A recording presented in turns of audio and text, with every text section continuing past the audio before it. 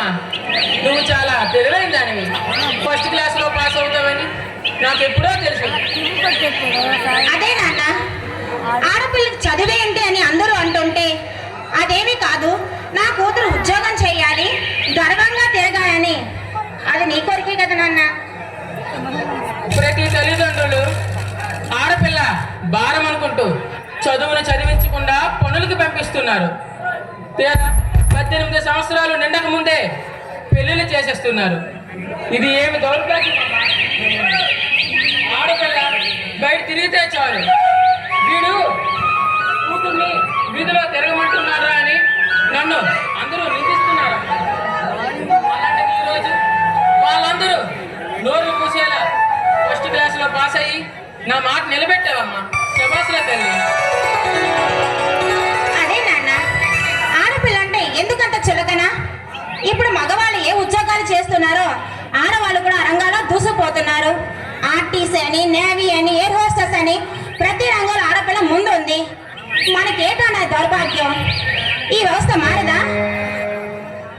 అందుకేనమ్మా, నువ్వైనా మన ఊర్లో ప్రతి ఒక్కరూ నీ గురించి గొప్పగా చెప్పుకోవాలా. ప్రతి ఒక్క ఆడపిల్ల కూడా నీ అడుగు జాడల్లో నడవాలా. అది నువ్వు నిరూపించాలమ్మా. తప్పకుండా నాన్న, నీ కోరిక నేను ఎప్పుడైనా కాదన్నానా? అది సరే గాని బావా ఊరి నుంచి వస్తానన్నాడు, ఫోన్ ఏమైనా చేశాడా? అదిగో కావస్తున్నాడు. అవునా బావా?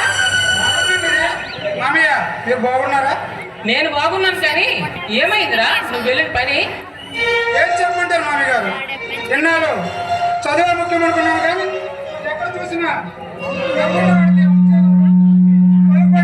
పరపతి ఉన్న వారికి అవకాశాలు.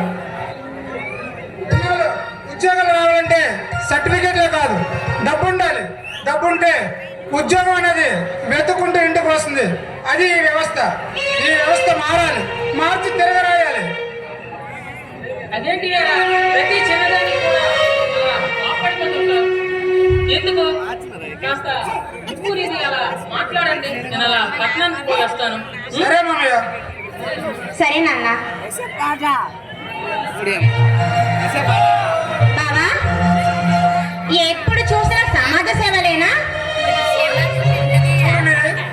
నాలాంటి నిరుద్యోగులు ఈ ఊరిలో చాలా మంది ఉన్నారు, కానీ నిరుద్యోగులు అంటే పని లేనివాడు, పని లేనివాడు అని కాదు, పని లేనివాడు అని అర్థం.